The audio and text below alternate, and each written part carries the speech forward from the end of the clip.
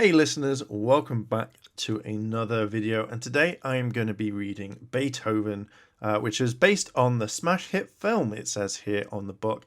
But this is something that I kind of read in primary school, or I read the second one. I can't remember which one I really enjoyed reading when I was younger, but I thought I'd buy both books. I would actually read them to you. We're going to probably go through chapter and chapter, not unless it's quite quick, but we're going to find a good place to stop, and then the next week we'll carry on.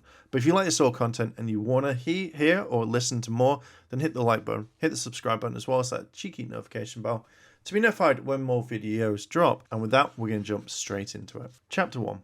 Of all the stores on the main high street of Vista Valley, none got as many window shoppers as the Land O' Pets pet shop. Behind the glass were pens containing little puppies who yipped and yapped and pawed at the window. Their big eyes begged the passers-by to come in and cuddle the small balls of fur, buy them and take them home. There were soft little cockers falling over their droopy ears. Next to them were lively Great Dane pups, and next to them were sweet but dignified Springer Spaniels.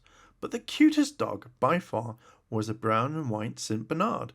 Hardly anyone could pass the window without stopping to look at him. "Aren't they sweet?" exclaimed a teenage girl. "Yeah, they're cute at this age, but wait till they've grown up," said her boyfriend. "That one is a boy," said the girl, pointing at the St. Bernard. "How can you tell?" "By the size of his paws." The couple peered at the little dog. He certainly hadn't grown into his big paws. He jumped against the glass and slid down, stumbling against his water dish and tumbling into the straw that lined his cage. The boy and girl laughed. "Bye, honey." They continued down the street. The St. Bernard barked and scratched at the glass, his pink tongue hanging from his mouth, and his tail was slapping frantically. He barked as loud as he could, as if to say, "Don't go! Take me home with you!" The teenage couple was soon replaced by other onlookers, including two boys who always liked to look in the pet shop window. "Hey!" said one of them, catching sight of the adorable little pup. "He's cool." The St. Bernard jumped against the glass and yapped as if to say, "That's right, I'm cool." "I think he likes us," said the boy's companion. "He really likes us." The pup was on his stumpy hind legs, barking his head off as if trying to prove them right. "Take me home! Take me home!" But the puppy was to be disappointed once again. The boys knew that they couldn't take a puppy home without permission from their mum and dad. The boys chuckled at the St. Bernard's antics, but they had to move on. The little dog was let down, but he took it in his stride. A baby girl toddled up to the window and looked in. It was love at first sight. She stared at the puppy and giggled. The puppy licked the glass as if trying to give the girl a big wet kiss. "Mommy!" squealed the toddler. "Not today, honey," said her mother, leading her gently away. Dejection clouded the eyes of the little dog. He barked sadly and the corners of his mouth turned down. He whimpered in melancholy. Was there no one in Vista Valley who loved him enough to take him home? Of course. The puppy wouldn't go with just anybody. One afternoon, a mean-looking woman with a tattoo and long fingernails came into the pet shop. "I want to see that St. Bernard in the window," she told one of the girls who worked in the shop. The salesgirl loved the St. Bernard puppy as much as everyone else, and she didn't think the person would be the proper owner, but the customer is always right. The girl scooped the dog out of the cage and put him in the arms of the mean-looking woman. "How big do these critters get to be?" "At least 150 pounds, said the salesgirl. "Sometimes even more." She hoped the size would scare her off. People didn't like to pay the money to feed the dog that big. But her plan backfired. The woman smiled cruelly. "That's good.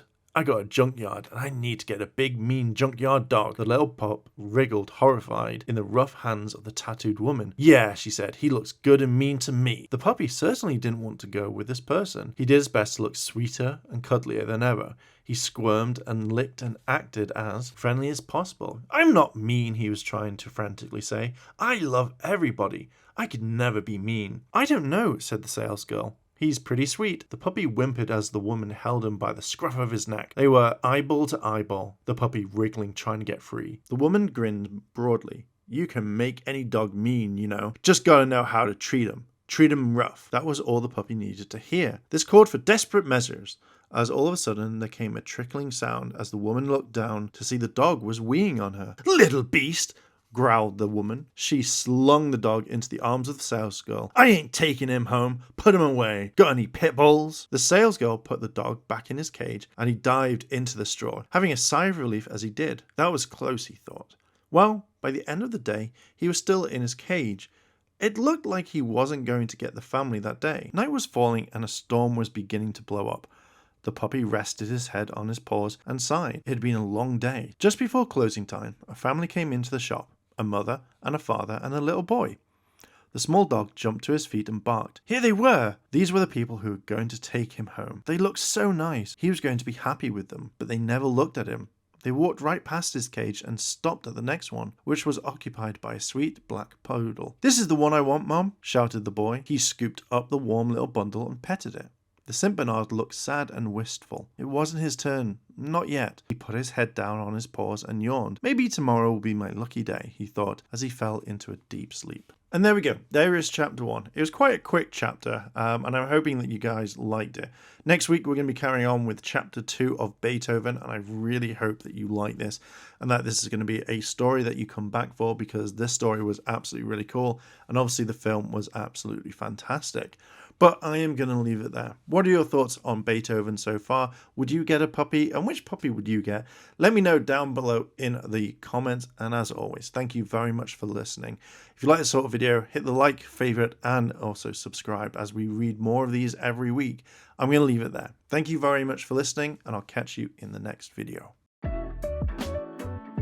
チャンネルをサポートしてくれてありがとうございます。チャンネル登録、高評価お願いします。以下のリンクから商品を入手することができます。